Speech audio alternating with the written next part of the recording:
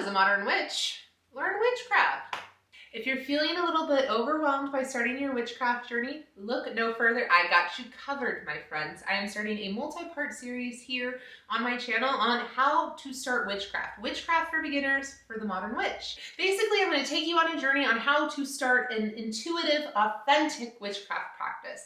Sometimes, and not all the times, I do feel like the books mislead us. And it's not even an intentional thing. I think it's just the fact that this is an oral tradition. These are things that are taught to us, and I was so privileged, so lucky to have my wonderful, wonderful mentor, Taryn S. at the House of Witchcraft. You know I love ya. To teach me how to do witchcraft, and I want to give back to the community in an authentic way. That way, when we talk about connecting with the moon, when we talk about all this stuff, it makes a little bit more sense. So buckle up, Buttercup, because if you're ready to get in touch with yourself, with nature, work with the moon cycles, and hell, maybe go on a spiritual journey or two, then look no further, my friends. Let's get started. We're going to kick off the series where it all started with connecting and creating your altar. This is the most important step in starting your witchcraft journey, in my humble opinion, so stay tuned and let's get to it. Hey everyone, it's Anya with the Season of Anya, and welcome to my channel where we are building a community full of people interested in modern witchcraft, metaphysics, spiritualism, yoga, witchcraft, all the things through healing ourselves, healing each other, and in turn, healing the world through understanding, practicing, and cultivating our own perception and practice of yoga, magic, and witchcraft. A witch's altar. Ain't nothing better.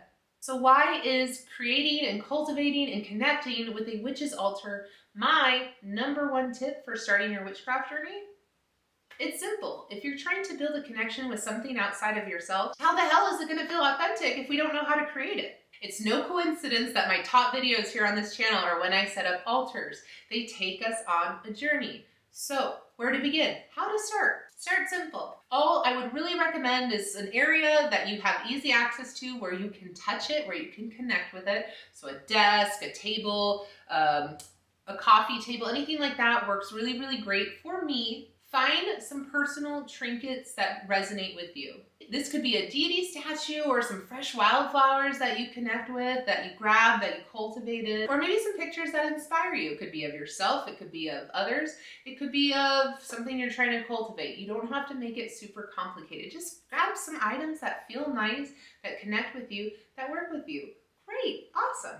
Now what? Building a relationship with ourselves, building a relationship with divinity, building a relationship with nature requires us to stay focused, to pay attention, and really just to learn how to be present and connected to something other than ourselves, if we're keeping it real. Basically, we're creating a holy space for ourselves. And if this is something that you can't have constantly going on, that's okay. You can fold up your little tablecloth, your little altar cloth, put it away, and take it out. The point is to connect with it daily, to have a sacred space, a sacred area that is dedicated to your journey.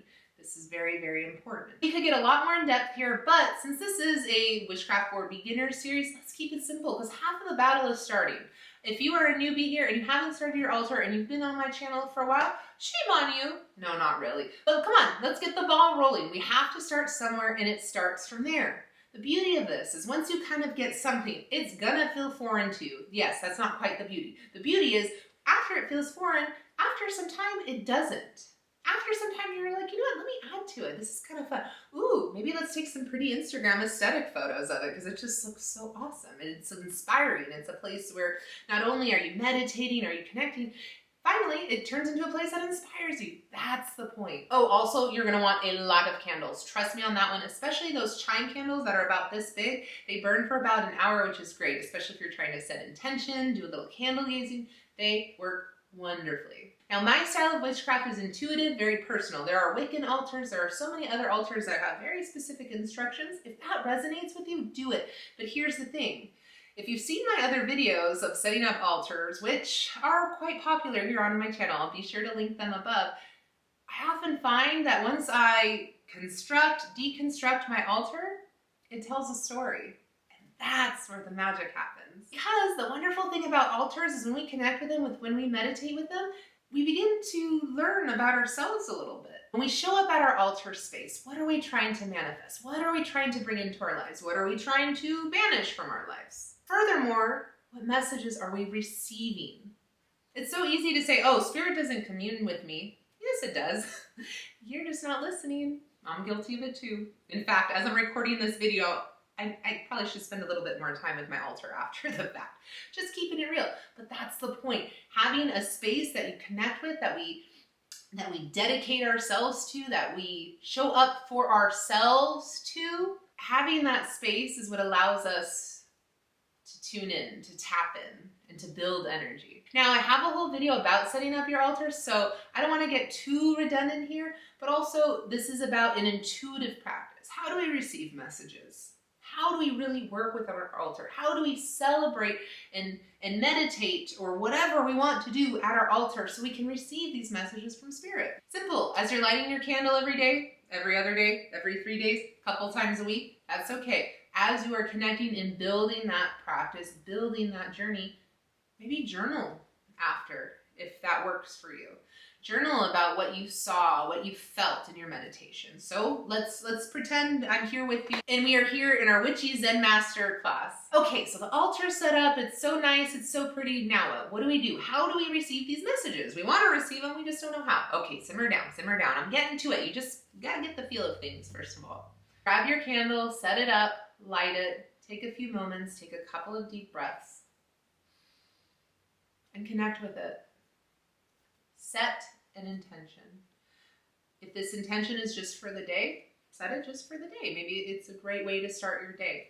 Light that candle. What do I want to bring into my day today? My intention today as a yoga practitioner was feel into the sensations, because I am trying to live more in my body, less in my head. Well, then we build energy as we meditate. We allow the energy to flow. We connect with our intention, maybe for about 5-10 minutes if we're being realistic, maybe even a little less. After that, we go about our day and live that intention. How can I feel more into my body? How can I feel into the sensations? And having a yoga practice makes this really helpful. It helps bring me back down to my body, right here, right now. An intention can be something as listening more. I want to listen more. Okay, cool. Light that candle, connect, do your thing. Maybe journal at the end of it, at the end of your session. Ooh, I realize I interrupt people a lot. I need to work on that. Write it down. I want to bring a little bit more kindness into my life. Perfect. Set that intention as you meditate, as you build this energy, as you connect, as you commune with your altar. Beautiful. Because really, your altar is a reflection of yourself. So build a harmonious relationship with it. Do you kind of get where I'm going with it? The point is to sit at that altar, connect to the energy of whatever your intention is. And really, connecting to the energy is just telling yourself maybe over and over again, I want to do this. I'm going to do this. Start to feel into those emotions. Start to feel what your life may look like. And again, sometimes an intention needs to be set for a week, for a month, maybe a moon cycle. That's okay. But it's building that conscious effort, those conscious thoughts that I'm going to shift X, Y, Z when I realize this happens. When I realize I'm getting in my head, I'm going to bring it down back into my body because my intention, feeling the sensations, maybe even just stretch to get out of my head. Focus on something else. Again, this is just something I'm working on right now, so this is very prevalent to me. If we're trying to introduce more kindness into our lives, but we are constantly being mean, recognize those moments. This is when it's imperative for us to show up at our altar over and over and over again at a pace that works with you and your lifestyle, and keep making the conscious effort. Connecting to our altar, connecting to our heart, mind, body, soul, connecting to that energy is how we're going to change. We can say it all day long, but if we're not putting in the work, it's not going to happen. It really boils down to showing up for ourselves on a consistent basis and wanting to show up for ourselves so much that change will happen naturally.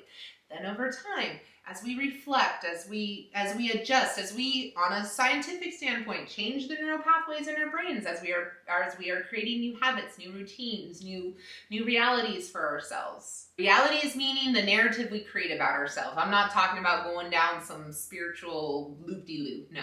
As we reprogram our minds, as we shift, we gain the ability to listen. And this is how we build a connection with spirit. It all starts with the altar. I'm going to keep it there for now. As always, if you want me to elaborate a little more, if I missed something really important, please do go ahead and drop a comment, share with the community, because I mean, I could literally probably make this an hour-long video. I love, love, love, love, love connecting with my altar, and I really implore and encourage all of us as a community to start building our altars together and sharing. Oh, by the way, if you don't mind, share with the community, what do you have on your altar right now? Or if you don't have an altar, what do you want to put on your altar? Let the community know, that way we can all get ideas and inspire one another. Thank you all so much for liking and commenting on this video, and thank you for subscribing to the season of Anya. If you've made it this far, I'll give you a little hint. The next part of our series has to do with writing. Can anybody guess what it'll be? Stay tuned.